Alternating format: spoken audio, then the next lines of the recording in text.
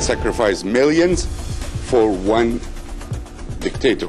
By this time tomorrow, chartered flights are expected to be flying thousands of Americans out of Egypt, while many others in Egypt have no choice but to stay.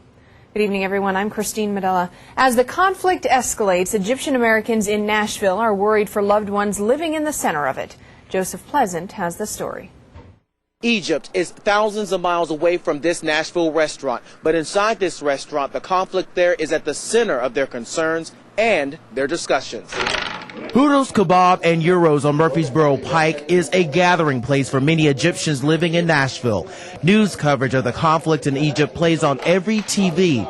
Mike Mikhail's brother and sister are there. They're kind of worried about what's going on, especially their, Christians there. Protests against Egyptian President Hosni Mubarak is stretching into 7 days. Protesters want Mubarak to resign after more than 30 years of power. The protests have led to dozens of deaths and looting. Mikhail's siblings have joined one of many neighborhood security groups sprouting up around Egypt. There's nobody really protect the local streets, the small streets, so they have to do it themselves. We are very concerned about the unclear role of America in this crisis. Sam Sidholm left Egypt for America more than 20 years ago. Mubarak must go. No one wants Mubarak in power. And America is giving Egypt so much money every year. This guy is taking America for a ride. But amid this crisis, some still see hope. I feel like changes are good. I see a light at the end of the tunnel. And as the debate and the concerns surrounding the conflict in Egypt continue, one man inside told me until the conflict is resolved and the people there feel they have true freedom, then freedom in that country is only a title.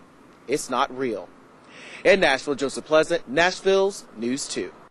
Local Nashvillians with family in Egypt say cell phones in Egypt are working again today, but the internet and email are not. It was very hard to contact our loved ones back home, and we have over 8,000 people here that have families and friends back home. So it's been pretty difficult, and people are very worried about their families back home, especially in light of all the looting and all the things that happened in the demonstrations and so forth in the major areas in Cairo. For the next 3 days, the Egyptian community here and throughout the U.S. will be fasting and praying for peace.